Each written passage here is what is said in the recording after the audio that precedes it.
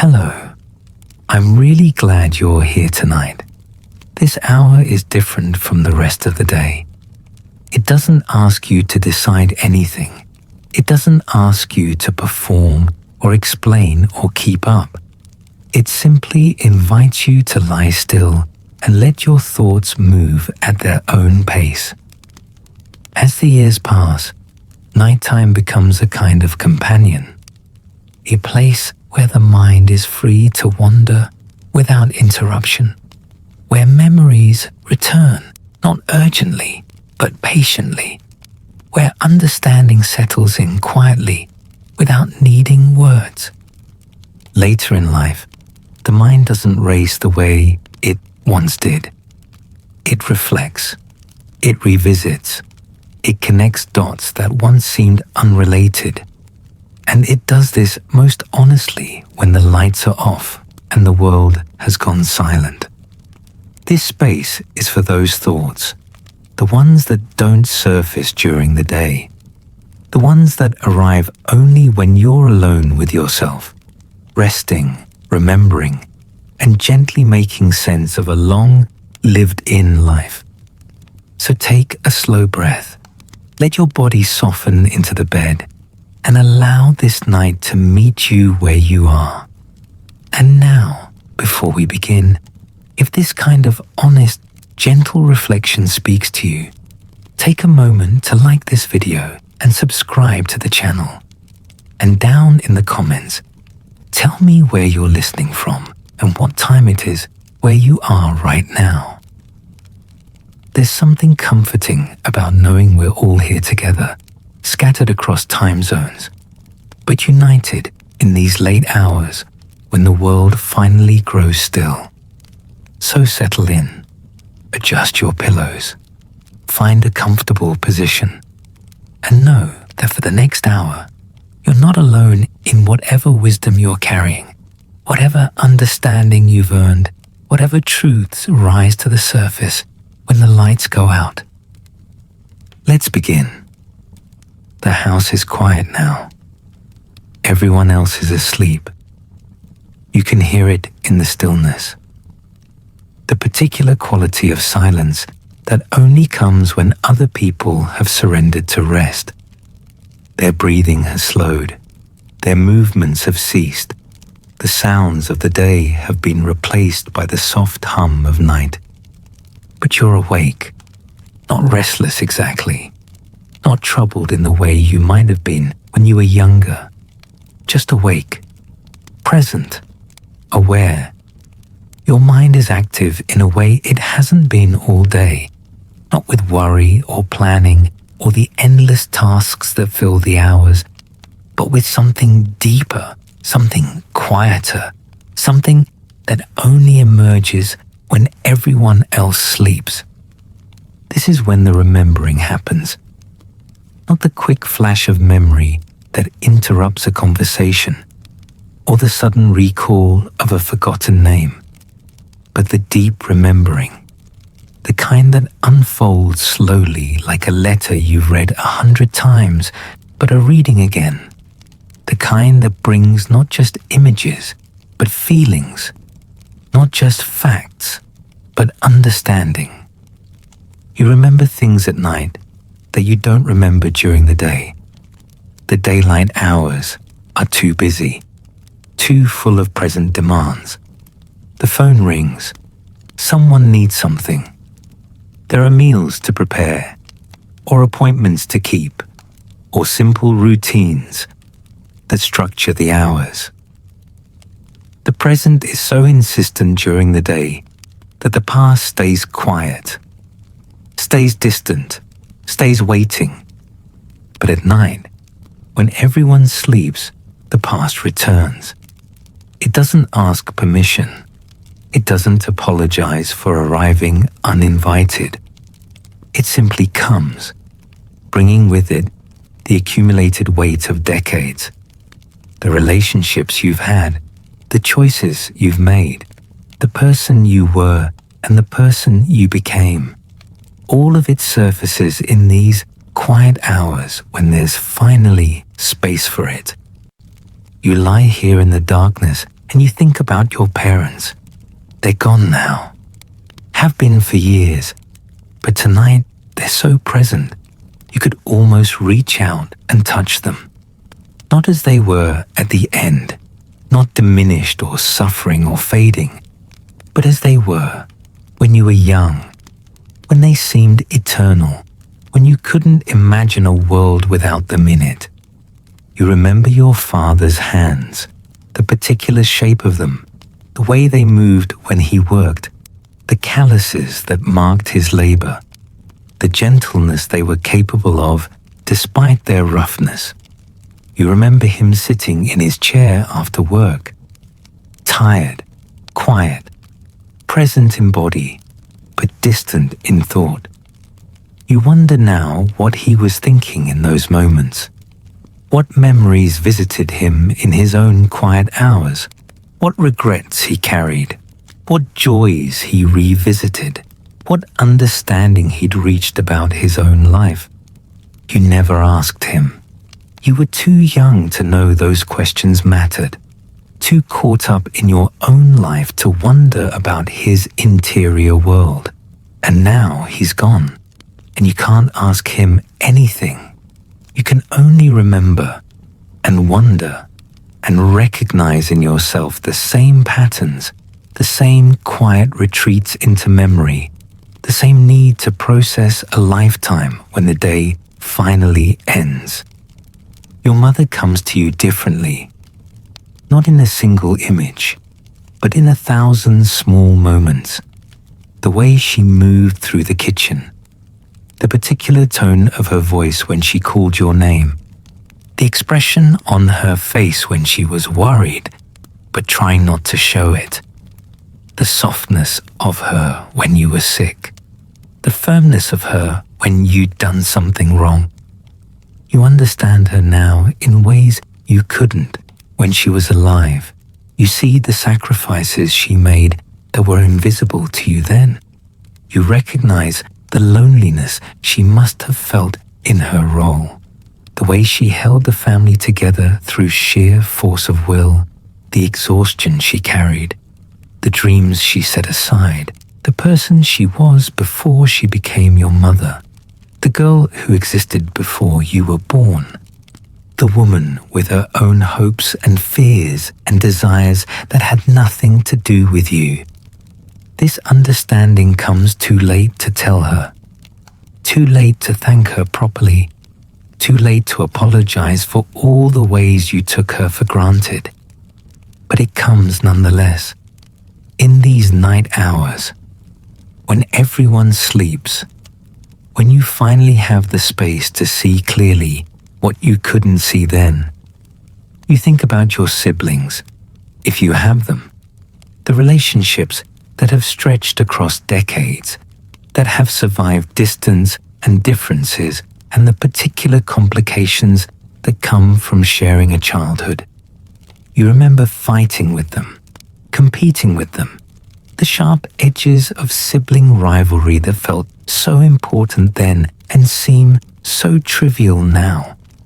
But you also remember the alliance you formed, the shared understanding of your family that no one else could have, the jokes that only you found funny, the shorthand language you developed, the way you protected each other from the world even as you tormented each other at home. Some of your siblings are gone now, perhaps, lost to illness or accident or simply time. You remember the last conversations, the things you said and the things you didn't say, the regrets that accompany every death, the finality that you still can't quite accept. You find yourself thinking of things you want to tell them, questions you want to ask, stories you want to share. And then you remember they're not there to hear them. The siblings who remain have their own lives, their own families, their own struggles. You see them occasionally. Holidays, maybe. Family gatherings that feel obligatory. You make conversation. You catch up on surface details. But you don't talk about the things that matter, You don't mention the memories that visit you at night. You don't ask if they remember things the way you remember them. You don't say that you miss the people you all used to be before life scattered you and made you strangers who share a history. You think about your own children, if you have them. They're adults now, living their own lives, making their own choices, repeating some of your mistakes and making entirely new ones you never imagined. They call sometimes. They visit when they can. They tell you about their jobs and their relationships and their plans. And you listen and you offer advice when asked, and you try to support them in the ways they need. But at night, when everyone sleeps, you remember them as children, small and dependent, and yours in a way they're not anymore. You remember their first steps, their first words, the particular weight of them in your arms, the smell of their hair, the softness of their skin, the complete trust they had in you, the way they believed you could fix anything, keep them safe from everything, make the world make sense. You remember the nights you sat beside their beds when they were sick, the worry that consumed you, the helplessness you felt when you couldn't take away their pain, the fierce protective love that would have done anything, sacrificed anything, given anything to keep them safe and whole and happy.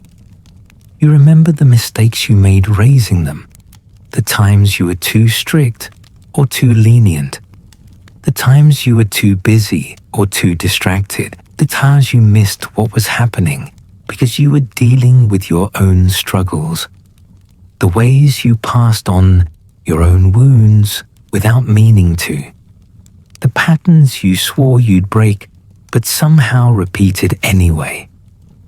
You wonder if they remember those moments, if they carry resentments you don't know about, if they've forgiven you for the ways you failed them, if they understand that you were doing your best even when your best wasn't good enough, if they know how much you loved them even when you didn't show it well. You want to tell them things, not the practical advice you offer during phone calls, but the deeper truths you've learned, the understanding that's come with age, the perspective that only time provides.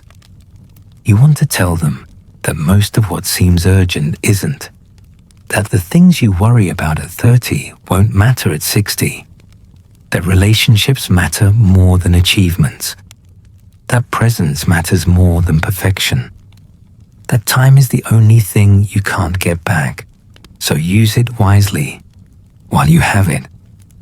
But you don't say these things because they need to learn them themselves, because wisdom can't be transmitted like facts, because each generation has to make their own mistakes and earn their own understanding, because this is how it works, how it's always worked.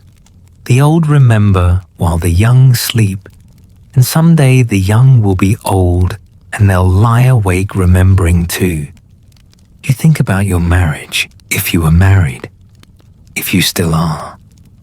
The person who shared your bed for decades, who saw you at your worst and stayed anyway, who knew your flaws intimately and loved you despite them, or maybe because of them, or maybe not despite or because, but simply alongside them. You remember falling in love, the intensity of those early days, the way your heart raced when you saw them, the endless conversations, the discovery of another person, the building of something that felt both fragile and permanent, the hope you carried, the future you imagined, the promises you made. Some of those promises were kept, others were broken, not with malice necessarily, but with the slow erosion that time brings, with the disappointments that accumulate, with the gaps between expectation and reality, with the difficulty of maintaining intimacy across decades, with the way people change, with the separate paths you sometimes found yourselves on, even while sharing a home. You remember the fights, the big ones that threatened everything, the small ones that repeated endlessly, the silent treatments, the cold shoulders, the words that were meant to wound and did, the resentments that built like sediment, the ways you hurt each other, the ways you failed each other, the ways you both tried and fell short and tried again. But you also remember the good days, the moments of real connection, the laughter that surprised you both, the small kindnesses, the ways you showed up for each other, the crises you navigated together, the children you raised, the home you built, the life you created that was imperfect but real and yours and meaningful despite its flaws. If they're gone now, you remember the end. The illness or the accident or the simply stopping. You remember the last days, the last words, the last touch, the moment when they were there and then they weren't. The impossible absence, the bed that's too big now, the house that's too quiet, the future that's completely different than the one you'd imagined. You remember the funeral, the people who came, the things they said, the casseroles they brought, the cards they sent, their attempts at comfort that couldn't comfort because nothing could, the way they eventually stopped calling, stopped checking in, moved on with their lives while yours remained frozen in grief. You remember learning to be alone. Not just physically, but existentially, learning to make decisions without consulting anyone, learning to fill the hours that were once shared, learning to sleep in a bed meant for two, learning to carry memories that no one else shares, learning to be the only keeper of a history that mattered more than anything, but now lives only in your mind. If they're still here, lying beside you now, you listen to their breathing, the familiar rhythm of it, the small sounds they make in sleep, the presence that's so constant you sometimes forget to notice it. You feel grateful, aware that this won't last forever, that one of you will leave first, that these nights of breathing in sync are numbered even if you don't know the number. You think about reaching for them, touching their shoulder, sharing something of what you're feeling. But you don't want to wake them. They need their sleep. And besides, some things can't be shared. Some remembering has to be done alone. Some understanding comes only in solitude.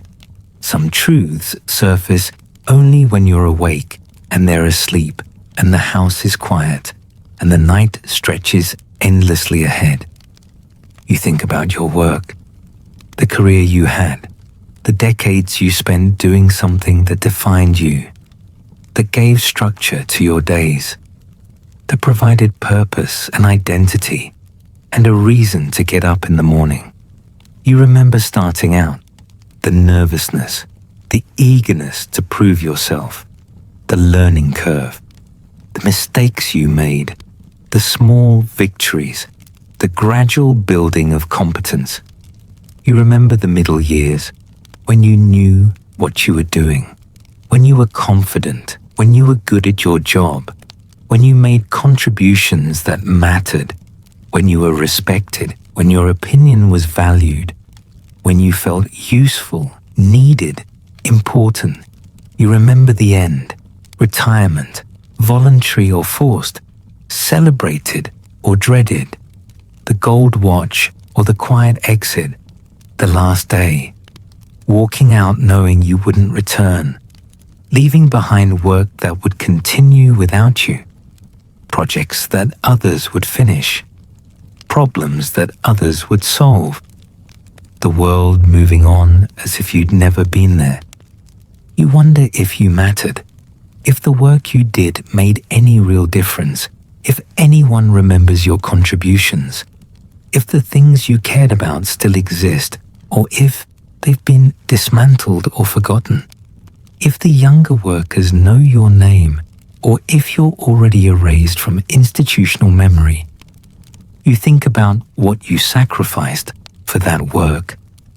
The time with family, the evenings and weekends, the vacations cut short, the milestones you missed, the relationships that suffered, the parts of yourself you neglected, the hobbies you never pursued, the dreams you deferred, the life you said you'd live after retirement that somehow never materialized because by then you were too tired or too old or too set in your ways.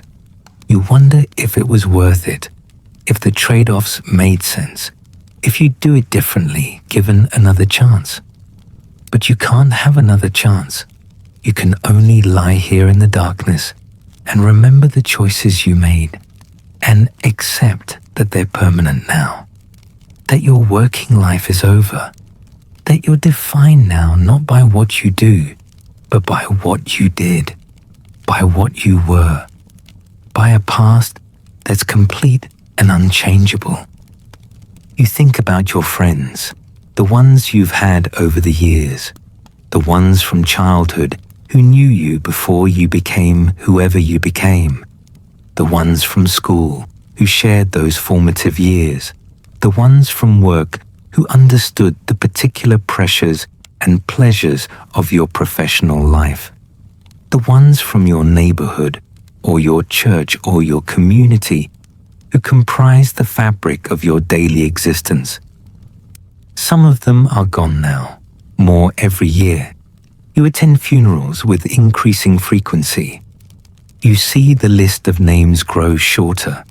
You recognize that you're part of a generation that's disappearing, that the world you knew is being replaced by one that doesn't include you, that soon all the people who remember certain things will be gone, and those memories will die with them.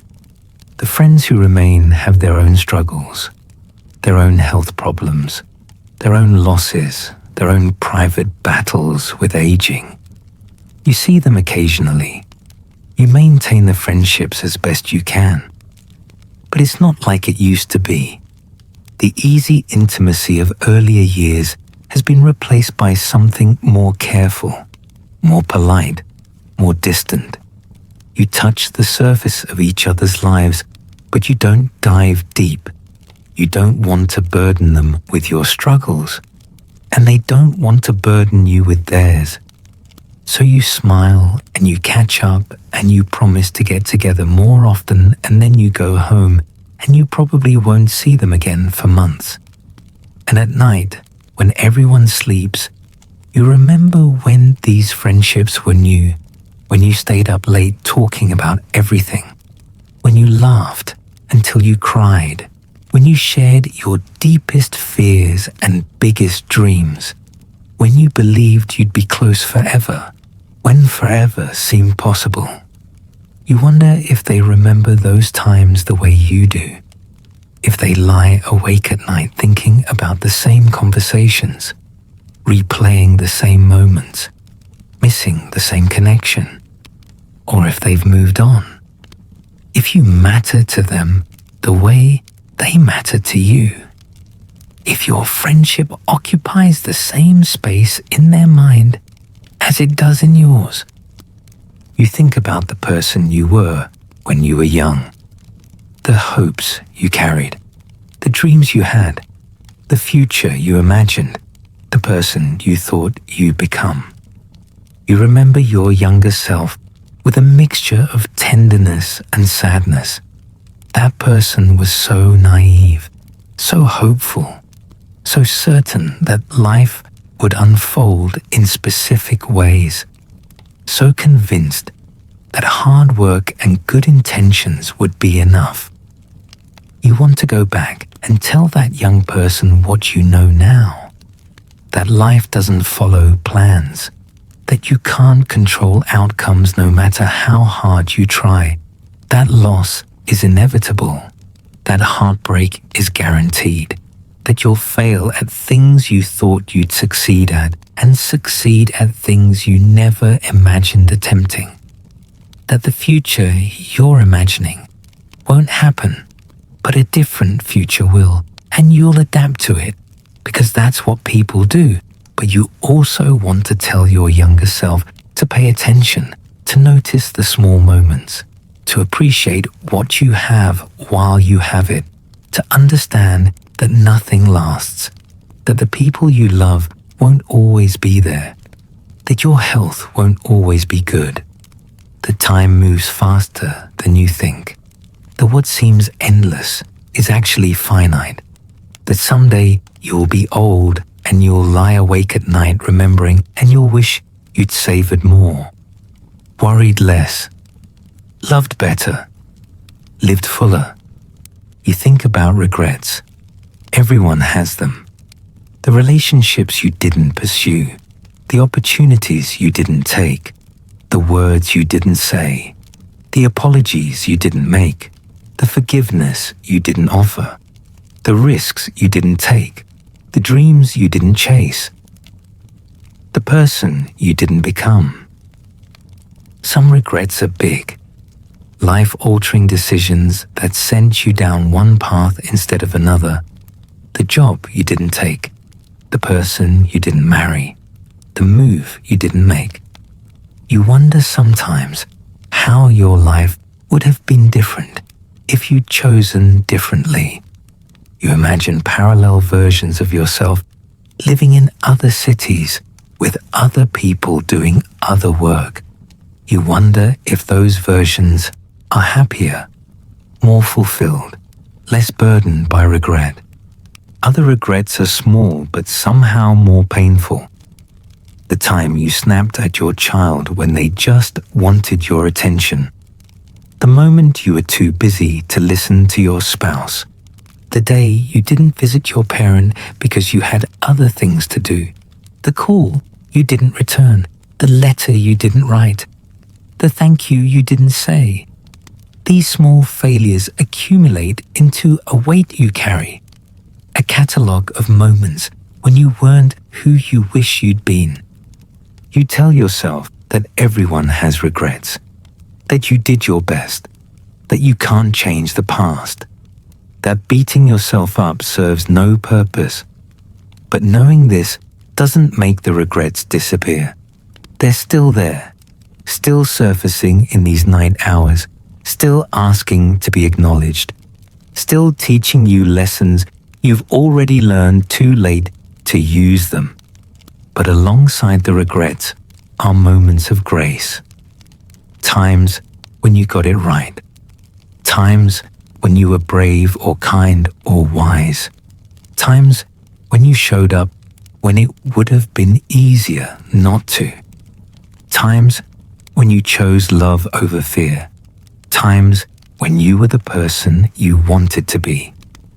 You remember these moments too, not to pat yourself on the back, not to congratulate yourself, but simply to acknowledge that you weren't only failures and regrets, that you also made good choices, that you also loved well sometimes, that you also contributed something positive to the world, even if you can't always see it clearly.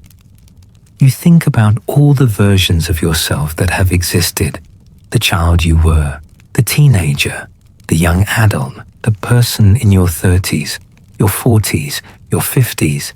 Each decade brought a different version, different priorities, different understanding, different ways of seeing the world. You weren't one continuous self, you were many selves. Each one genuine in its moment. Each one convinced it understood how life worked.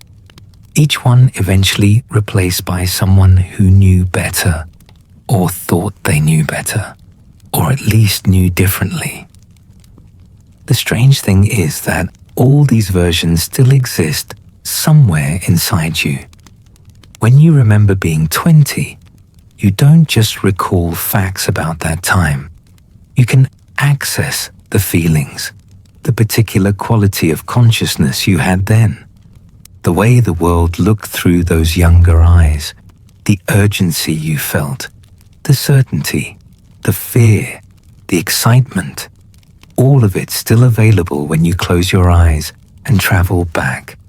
You remember your first apartment, the excitement of that independence, the fear too, the responsibility of paying rent, of feeding yourself, of managing a life without anyone telling you what to do. You remember the furniture you couldn't afford, the meals you improvised, the loneliness that hit you at unexpected moments, the freedom that felt both liberating and terrifying. You remember your first real job, not the summer jobs or part-time work, but the first position where you were building something, where you had business cards with your name on them, where you wore grown-up clothes and attended meetings and had colleagues instead of friends. You remember trying so hard to seem competent, to hide your uncertainty, to project confidence you didn't feel. You remember the first time someone younger than you called you ma'am or sir, the shock of it, the realization that you'd crossed some invisible threshold, that you were no longer young in the eyes of the world, that you'd become one of the adults, one of the people who seemed to have things figured out even though you definitely didn't. You think about ambition. You had so much of it once. You wanted to achieve, to succeed, to make your mark, to matter. You worked long hours. You sacrificed. You climbed ladders.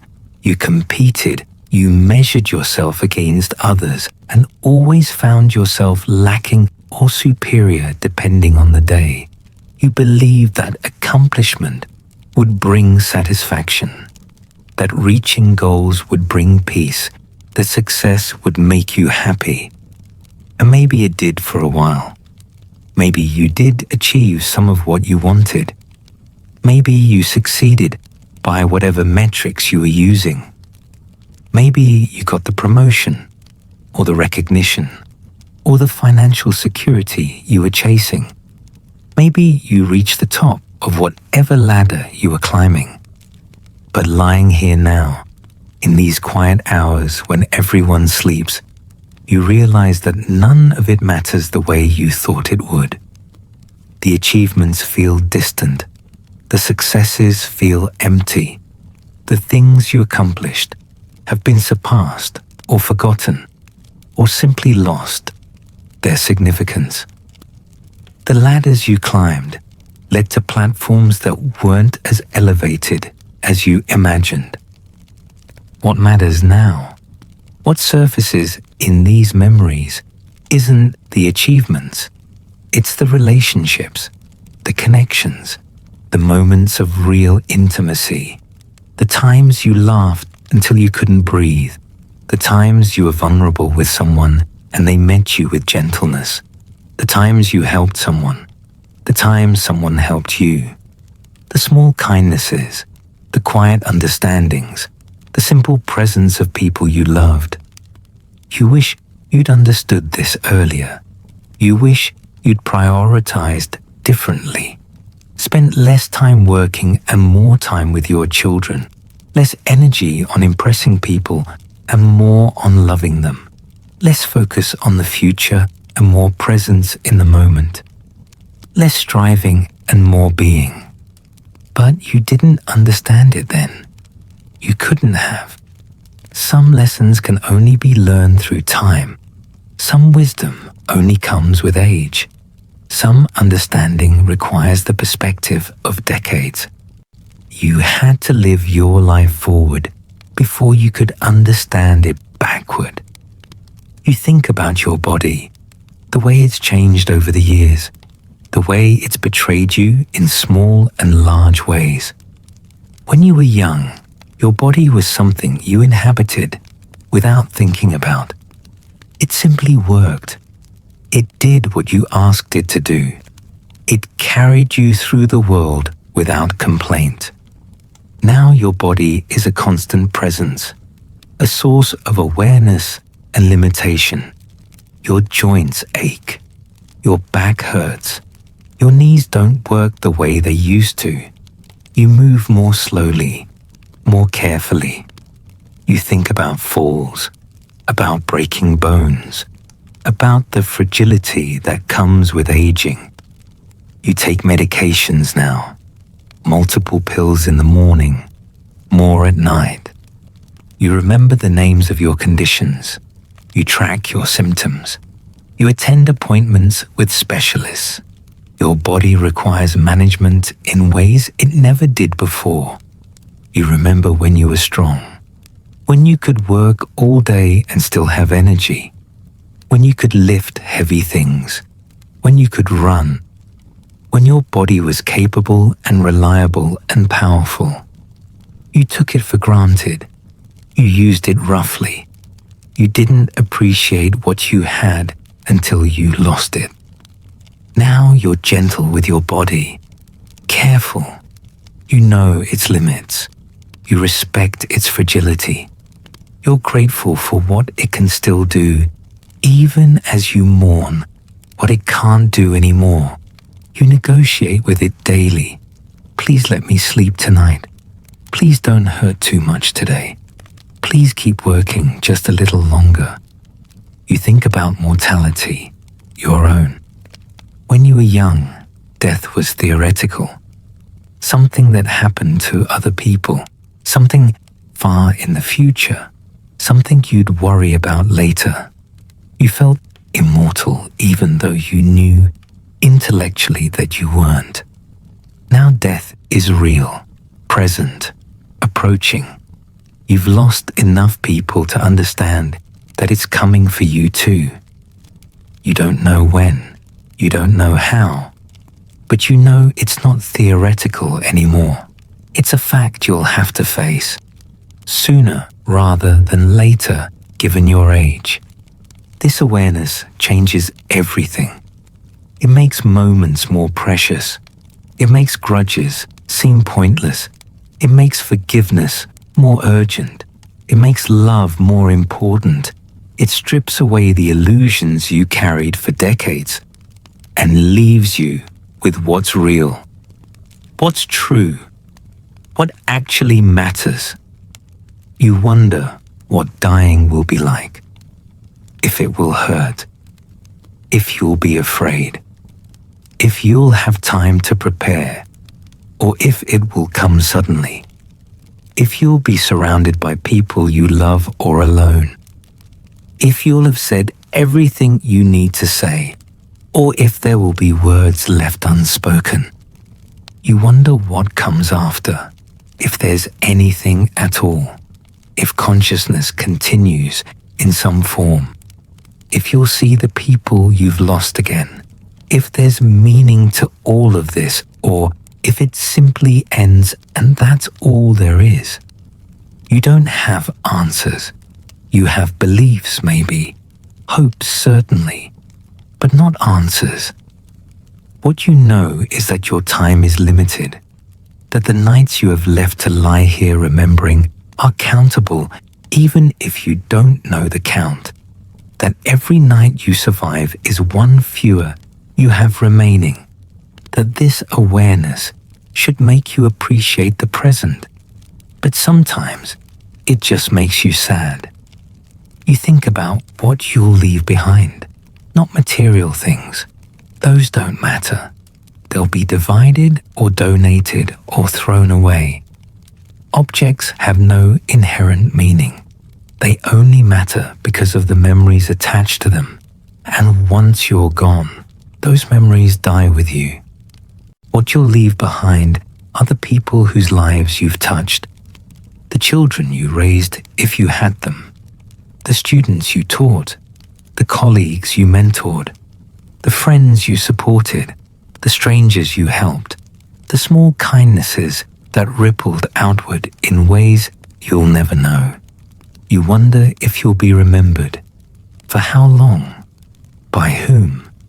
You wonder what they'll say about you, what stories they'll tell, what version of you will live in their memories. You hope it's a kind version, a fair version, a version that captures something true about who you were, even if it can't capture everything. You think about legacy, what you're leaving, whether it matters, whether anything you've done will outlast you, whether you've contributed something meaningful to the world or just passed through without leaving a mark. You don't need monuments. You don't need fame. You don't need your name remembered by strangers.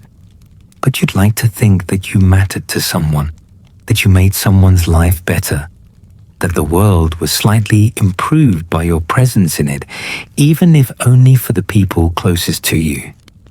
You remember moments of joy, pure, uncomplicated joy. They're rarer than you'd like.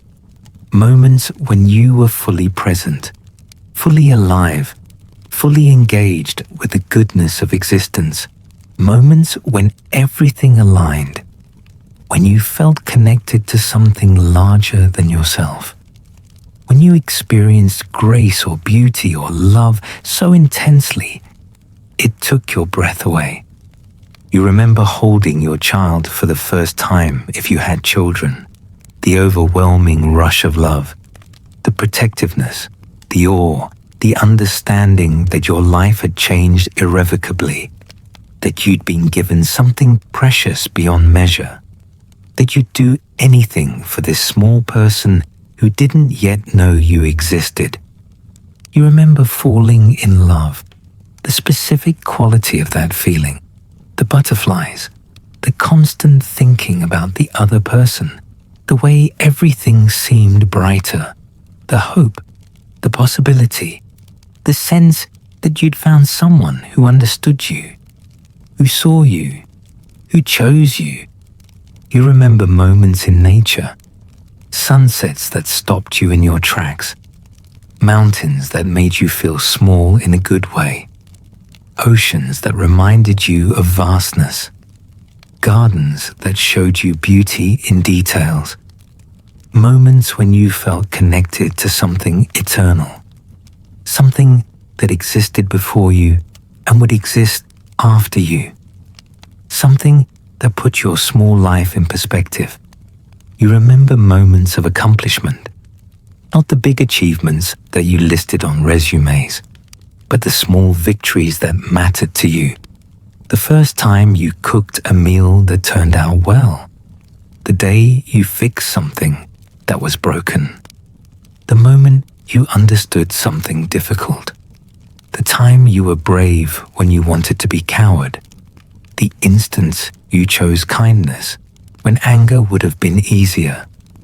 These moments of joy were real. They happened. They're part of your story. And lying here in the darkness, you can access them. You can feel them again. You can remember what it was like to be fully alive, to experience goodness, to know that life, despite everything, contains moments worth living for. You think about suffering too, because joy was never the only story. You've experienced loss, pain, betrayal, disappointment, grief, failure, humiliation, despair, all the difficult emotions that are part of being human, part of living a long life, part of loving people who die, part of trying things that don't work, part of being vulnerable in a world that can hurt you. You remember the worst days, the phone calls that changed everything, the diagnoses that upended your plans, the betrayals that shattered your trust, the losses that left holes in your life that never completely filled, the moments when you didn't think you could survive, when you wanted to give up, when continuing seemed impossible, but you did continue. You survived. You're here now. You made it through nights you thought would never end. You woke up after days you thought you couldn't face. You kept breathing when breathing was all you could manage. You put one foot in front of the other when you had no idea where you were going. This survival isn't something you think about often. It's not something you celebrate or even acknowledge most of the time. But lying here now, remembering, you recognize it. You survived difficult things. You endured. You carried grief and kept living. You experienced loss and found ways to go on. You were broken and you healed, or you didn't heal completely, but you adjusted and you continued. This matters. This resilience. This capacity to survive. It's not heroic. It's not special. It's simply human. But it's also worth acknowledging.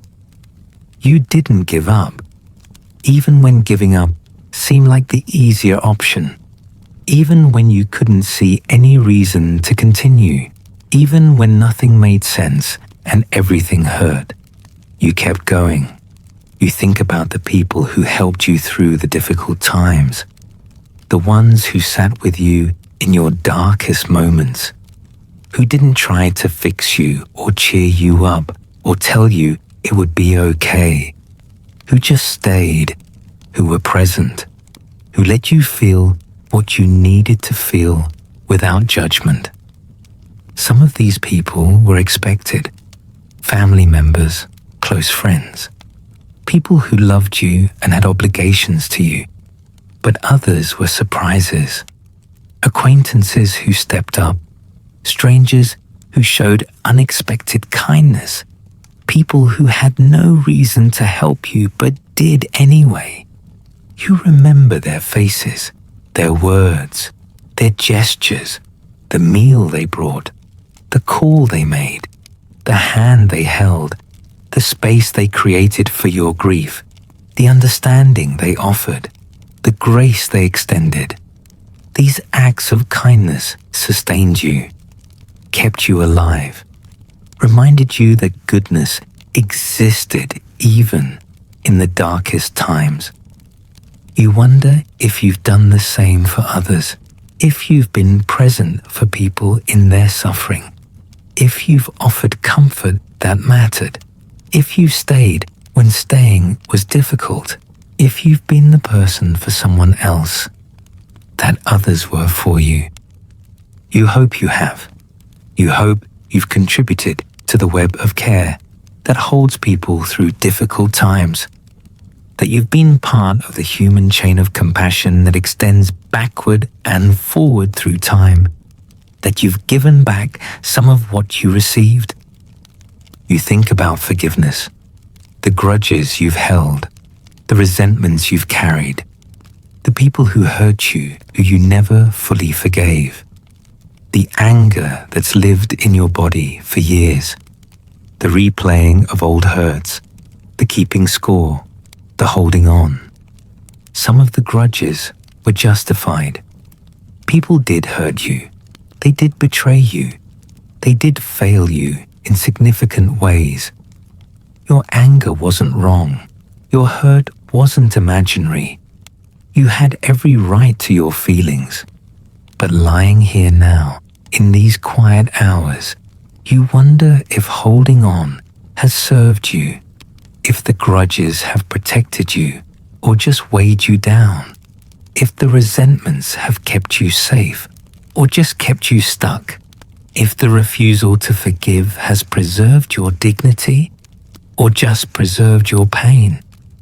You think about the people you need to forgive, your parents for their failures, your spouse for their betrayals, your children for their rejections, your friends for their abandonment, yourself for your mistakes, all the people who've hurt you, all the ways you've been hurt, all the pain you've carried. Forgiveness doesn't mean what happened was okay. It doesn't mean erasing history. It doesn't mean reconciliation or even communication. It means releasing the hold that the hurt has on you. It means choosing to carry something lighter. It means recognizing that everyone is human. Everyone fails. Everyone hurts people sometimes. And holding on to anger doesn't change the past. It just poisons the present. You wonder if it's too late. If you've held the grudges so long, they've become part of your identity. If you even know how to let them go. If forgiveness is something you can choose, or something that happens to you. If you're capable of the release you know would be healthy. You don't have answers. But the questions surface here, in the darkness. They ask to be considered. They suggest that maybe, even now, even this late, you could choose differently. You could let go. You could forgive. You could free yourself from the weight you've been carrying. You think about gratitude, despite everything, despite the losses and the failures and the disappointments, despite the ways life didn't match your expectations, despite the suffering you've endured. Despite it all, you have things to be grateful for. You're grateful you lived, that you got to experience existence, that you were born into a world full of beauty and complexity, that you got to taste food and hear music and see sunsets and smell flowers and feel rain and touch skin and love people and be loved in return.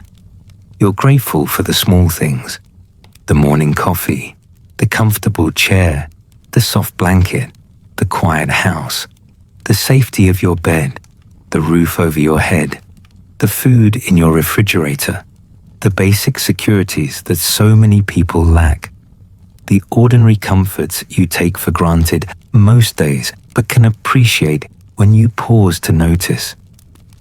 You're grateful for the people, the ones who loved you, the ones you loved, the ones who taught you, the ones who challenged you, the ones who supported you, the ones who made you laugh, the ones who let you cry, the ones who saw you, the ones who stayed. You're grateful for your senses, that you could see for most of your life, that you could hear, that you could taste, that you could smell, that you could feel, that you experienced the world through your body, that you had access to sensation and beauty and pleasure.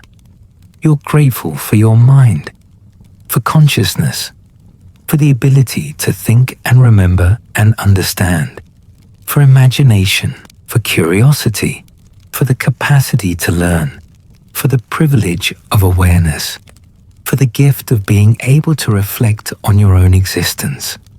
You're grateful for time, for the years you've had, for the decades you've lived, for all the moments that have comprised your life, for the accumulation of experience, for the depth that only time can provide, for the perspective that only age can offer. This gratitude doesn't erase the difficulties.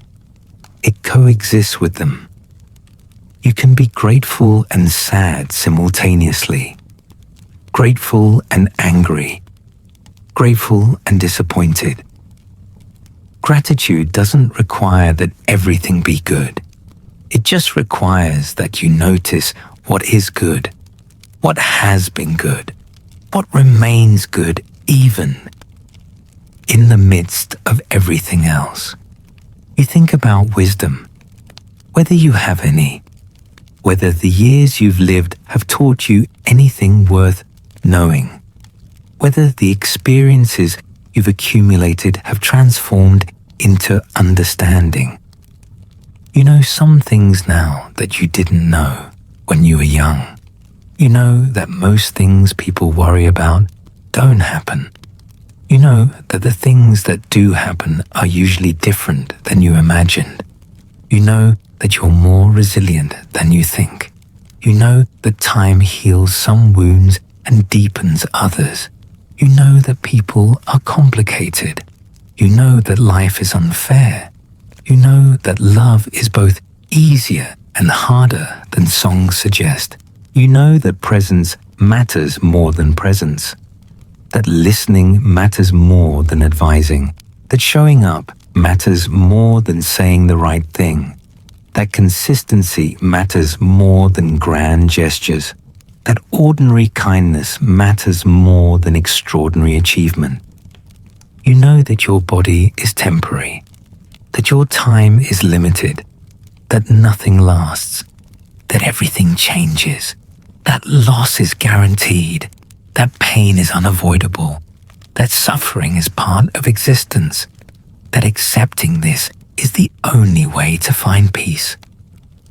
You know that connection is what makes life meaningful, that relationships are what you'll remember, that love is what matters, that being seen and seeing others is the deepest human need, that loneliness is the worst suffering, that belonging is the greatest gift.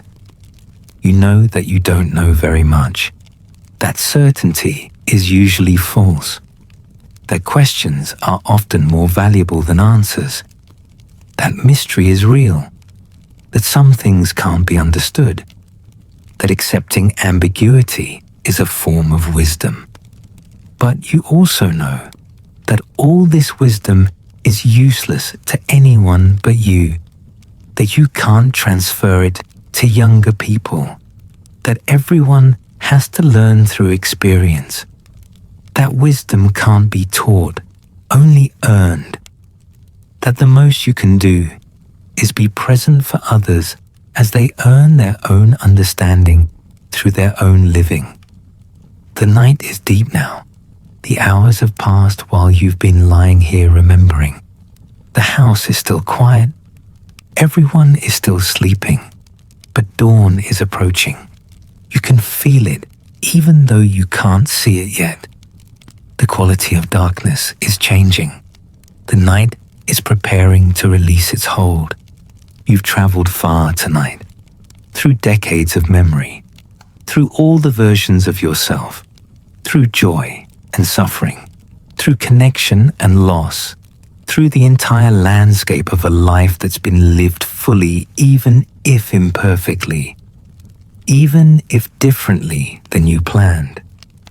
You feel tired now, not the restless wakefulness that brought you into these memories, but a deeper tiredness, the tiredness that comes from honest remembering, from facing what was, from acknowledging what is, from accepting what will be.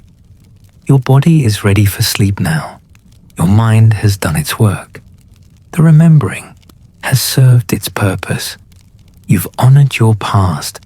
You've witnessed your own life. You've held all the contradictions, all the complexity, all the truth of what it means to have lived this long, to have survived this much, to have loved and lost and continued.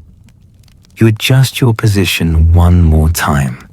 You pull the blankets up. You close your eyes. You feel the bed supporting you, the pillow cradling your head, the warmth surrounding you, the safety of this moment. Everyone else is still sleeping, but you've been awake. You've been remembering. You've been keeping watch over a lifetime. You've been honoring the echoes that surface when the world grows quiet. This is what elders do. This is the work of these late hours. This is how you make sense of a long life, and now you're ready to join the sleeping world, to let the memories settle, to allow rest to come, to trust that you'll wake again, that there will be another night for remembering, that this isn't the last time you'll lie here in the darkness, sorting through the accumulated experiences of decades. But for now, for this moment, you release it all. You let it go.